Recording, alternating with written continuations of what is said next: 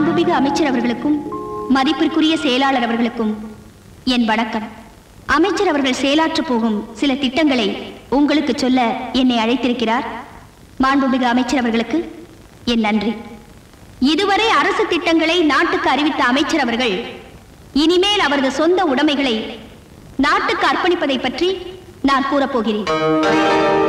அமைச்சர் அவர்களுக்கு சொந்தமான மகாபலிபுரத்தில் உள்ள 500 ஏக்கர் நிலத்தையும் அங்கு குடியிருக்கும் குடிசைவாசிகளுக்கே இலவசமாக வீடு கட்டுவதற்கு பட்டா செய்து தரப்போகிறார்.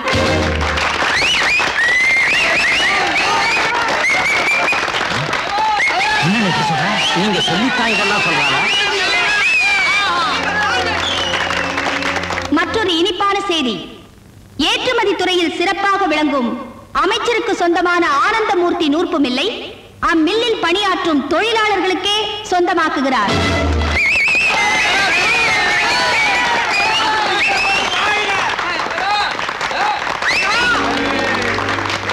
இனிமேல் அவர் அமைச்சர் பதவியில் இருக்கும் வரை சம்பளமே வாங்க போவது இல்லை. பேருக்காக மாதம் 1 ரூபாய் மட்டுமே சம்பளமாக பெற்றுக் கொள்வார்.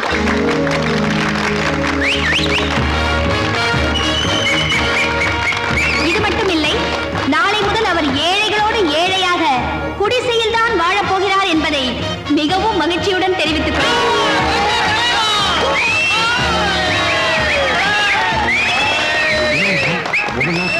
என்ன பண்ண போறீங்க? இவளை எப்படி மடக்கிறதுன்னு எனக்கு தெரியும். இப்ப பாரு.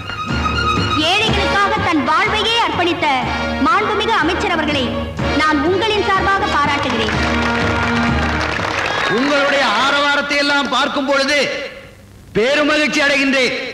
அர்ச்சனா அவர்கள் சொன்னதைப் போல என்னுடைய சொத்துக்கள் அனைத்தையும் பத்திரத்திலே எழுதி இதே மேடையிலே உங்கள் முன்னிலையிலே கையொப்பமிட வேண்டும் என்று நினைக்கிறேன். ஆனால் அதற்கான பத்திரம் தயாராக இல்லையே என்று நினைக்கும் பொழுது வருத்தப்படுகிறேன். மன்னிக்கணும், அமைச்சர் வருத்தப்பட வேண்டிய அவசியமே இல்லை. நான் அந்த பத்திரத்தை தயார் பண்ணி வச்சிருக்கேன். இத பாருங்க.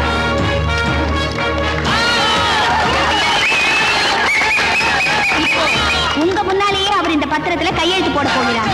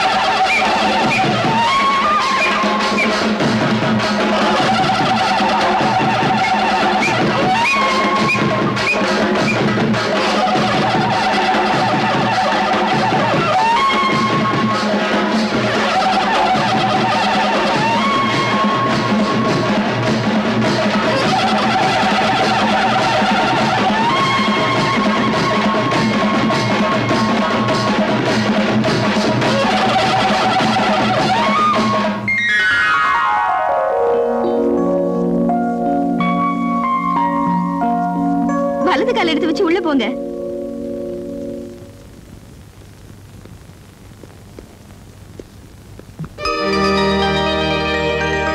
அண்ணே, இனிமே உங்க புகழ் எங்கேயோ போயிடும்னே. உனக்கு வேணும் ஐயா, வேணும். அண்ணன் நொந்து போயிருக்காரு, குத்தி பேசுறிய. ஒரு பொம்பளை வெளியில தலை காட்ட முடியாம என்ன அசிங்கப்படுத்திட்டு போயிட்டா உங்களுக்கு கிண்டலா இருக்க? கூடவே ஒரு IAS ஆபீசர், ஒரு போலீஸ் ஆபீசர். என்ன பண்ணிட்டு இருந்தீங்க? என்ன பண்ணிட்டு இருந்தீங்க? என் சொத்து பூரா எழுதி வாங்கிட்டு போயிட்டால. இப்படி அவசரப்பட்டு கையெழுத்து போடுவீங்க நான் நினைக்கிறேன். என்ன அவமானப்படுத்துறதுக்கு பதிலா அவளை அவமானப்படுத்தணும். அந்த அவமானம் தாங்காம அவ தற்கொலை பண்ணிட்டு சாகணும். அதுக்கு ஏதாவது ஐடியா சொல்லுங்கயா, சொல்லுங்கயா. ஒரு அருமையான ஐடியா இருக்கு. என்ன?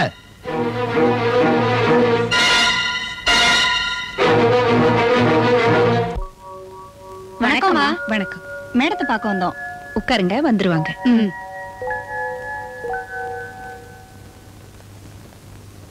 வணக்கம்மா. வணக்கம். யார் நீங்க? என்ன விஷயமா வந்திருக்கீங்க? எங்க ஏரியா நல்ல குடும்பங்கள் வாழ்ற இடமா, அதுக்கு மத்தியில விபச்சாரம் நடந்துகிட்டு இருக்கு. எவ்வளவோ போலீஸ்ல கம்ப்ளைண்ட் கொடுத்து பார்த்தோம், ஒரு ஆக்ஷன் எடுக்கல. அதான் உங்ககிட்ட சொல்லிட்டு போலான்னு வந்தோம். எந்த இடம்? நம்பர் 16 சுப்ராயன் தெரு. D3க்கு போன் போடுமா. நீங்க போங்க, நான் ஆக்ஷன் எடுக்க சொல்றேன்மா.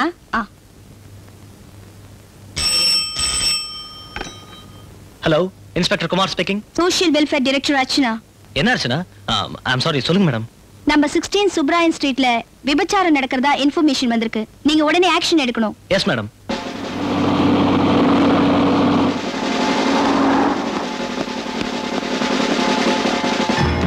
உள்ள போய் பாருங்க. என்னடா மூஞ்சிய பாரு. போடா சீக்கிரம் மாட்டா. தெரியும் போற என்னையா முறைக்கிற? கதவு தர மேடம். நீங்க இந்த விபச்சார விடுதிக்கு எப்படி வந்தீங்க? எனக்கு எதுவுமே தெரியாது தம்பி. நான் கோயிலுக்கு போயிட்டு வந்துட்டு இருந்தேன். 4 பேர் பலவந்தமா என்னை கூட்டிட்டு வந்து அடைச்சு வச்சுட்டாங்க. மத்தபடி எனக்கு எதுவும் தெரியாதுப்பா. கவலைப்படாதீங்க, வாங்க.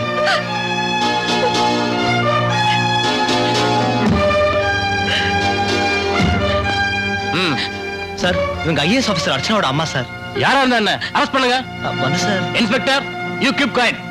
அமைச்சர் ஆனந்தமூர்த்தி நேரடி எனக்கு ஃபோன் பண்ணி இவங்களை அரெஸ்ட் பண்ண சொல்லியிருக்காரு. இல்ல சார். ராஜாராம் சார், அரெஸ்ட் பண்ணுங்க. Yes sir.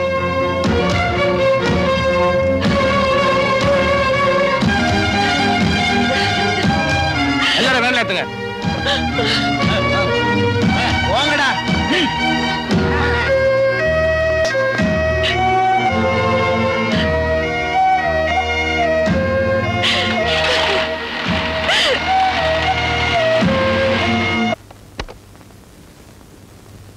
Archana here. Madam, நான் இன்ஸ்பெக்டர் குமார் பேசுறேன். Yes. I am sorry to tell you a bad news. What? விபச்சார விடுதி நடத்தினதா போய் சொல்லி உங்க அம்மாவை கைது பண்ணிட்டாங்க.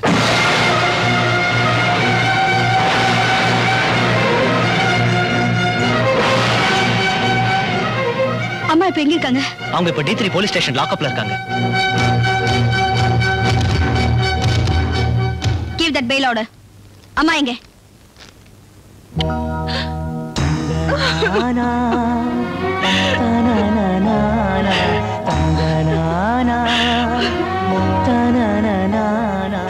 ஏம்மா அழறீங்க? நான் தான் வந்துட்டேன்ல. நான் எனக்காக அழலம்மா. என்னால உன் அந்தஸ்துக்கு பங்கு வந்துருச்சேன்னு தான் அழறேன்.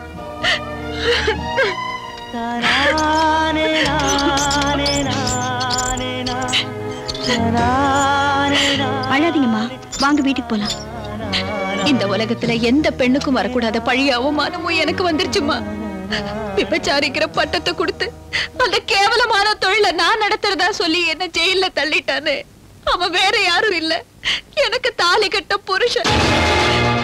புருஷனா? என்னம்மா சொல்றீங்க? ஆமாமா, நேரம் வரும்போது சொல்றேன்னு சொன்னனே, அந்த நேரம் வந்துருச்சு.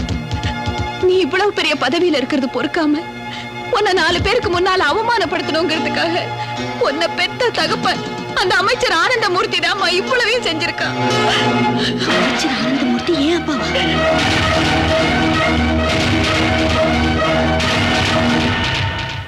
மிஸ்டர் ஆனந்தமூர்த்தி,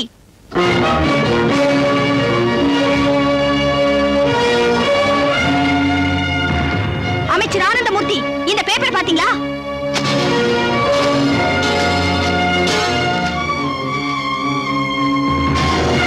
இதுல இருக்கிற போட்டோவை பாத்தீங்களா? இவங்க யாருன்னு தெரியுதா? தெரியாது. ஏன்னா நீங்க தான் நேரத்துக்கு நேரம் பொண்ணுங்களை மாத்துறவராச்சே. 25 வருஷத்துக்கு முன்னால பவானிங்கிற ஒரு பொண்ணை ஏமாத்தி அவ வயித்துல ஒரு குழந்தையை கொடுத்துட்டு தாலியை அறுத்துட்டு துரத்துறீங்களே, அவங்கதான் இந்த அம்மா. இப்போ விபச்சார தொழில் நடத்துனாங்கன்னு வீணா பழி சுமத்தி லாக்அப்ல போட்டீங்களே, அதுவும் இந்த அம்மா தான். அந்த அம்மாவோட பொண்ணுதான் நான், இந்த அர்ச்சனா. தாலி கட்டின பொண்டாட்டிக்கே துரோகம் செஞ்ச நீங்க பெண்கள் நலனுக்காகவே பாடுபடுற சமுதாய நலத்துறை அமைச்சர். வெக்கமா இல்ல? அவங்க என்னோட அம்மாங்கிற ஒரே காரணத்துக்காக அந்த உத்தமை மேல இவ்வளவு பெரிய பழிய சுமத்திட்டீங்களே, நீங்க எல்லாம் மனுஷங்களா? Stop it Archana.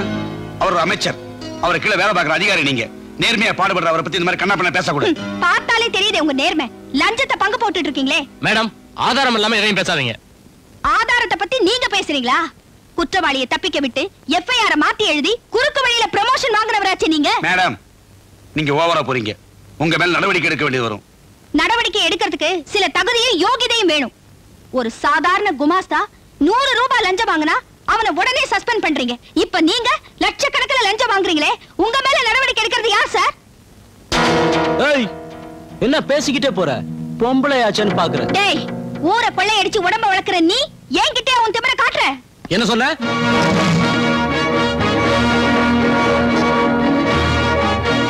நான் நினைச்சா உங்க எல்லாரையும் இங்கேயே சுட்டு பொசுக்கலாம். ஆனா எங்க அம்மாவுக்கு கொடுத்த வாக்குறுதியை நிறைவேற்றுறதுக்காக உங்க எல்லாரையும் சும்மா விட்டு வைக்கிறேன். மிஸ்டர் ஆனந்தமூர்த்தி, சீதை அழுத கண்ணீர் ராவணன் அழிச்சது, கண்ணகி அழுத கண்ணீர் பாண்டியன் அழிச்சது. எங்க அம்மா அழுத கண்ணீர் உங்களை சும்மா விடாது. It's too much sir. சுற்றுவேன் பொசிக்கிறேன்னு சொல்லிட்டு போறா, நீங்க பேசாம இருக்கீங்களே. நீங்க ஒரு வார்த்தை சொல்லுங்க சார், நான் அவன் மேல ஆக்ஷன் எடுக்கிறேன். எடுப்பீங்க. அந்த பொண்ணு பாட்டுக்கு ஏதோ பேசிட்டு போகுது, அவர் பாட்டுக்கு ரியாக்ஷன் இல்லாம நிக்கிறாரு. நீங்க ஆக்ஷன் எடுப்பீங்களா? உங்க மாதிரி சில ஆபீசருங்க தாண்டா மந்திரிங்களே கெடுக்கிறது. அந்த பொண்ணு துப்பாக்கி எடுத்து உங்களை சுடாம கீழே போட்டுட்டு போனால அதுதாண்டா எனக்கு வருத்தமா இருக்கு. மரியாதையா பேசு. என்ன போயா? டேய் ஆனந்தமூர்த்தி, பவானி உயிரோட இருக்காங்கிறதையும் அவ பொண்ணுதான் அர்ச்சனாங்கிறதையும் கேட்கும் போது எவ்வளவு சந்தோஷமா இருக்கு தெரியுமா? நீ செஞ்ச பாவத்துக்கு பிராயச்சித்தமா அவங்க கிட்ட மன்னிப்பு கேளுடா. இனிமேலாவது பொண்டாட்டியோடையும் மகளோடையும் சேர்ந்து வாழடா. நான் சொல்ல வேண்டியது சொல்லிட்டேன், அப்புறம் உன் இஷ்டம்.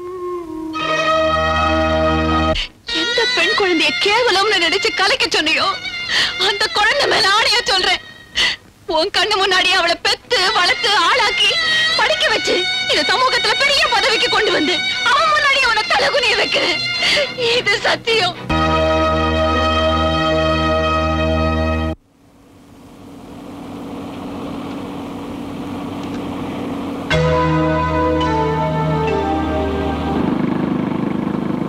அங்க பாரா நம்ம ப்ரொஃபசர்.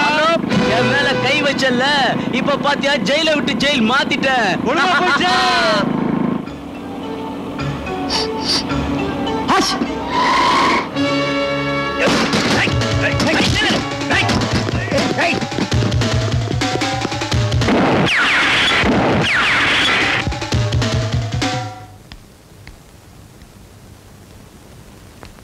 பவானி, பவானி,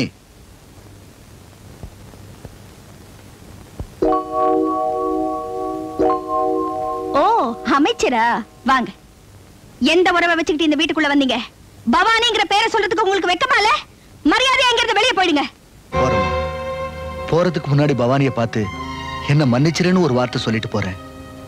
பவானி உங்களை பார்க்க விரும்ப மாட்டாங்க. ஏன்னா நீங்க அவ்வளவு துரோகம் செஞ்சிருக்கீங்க.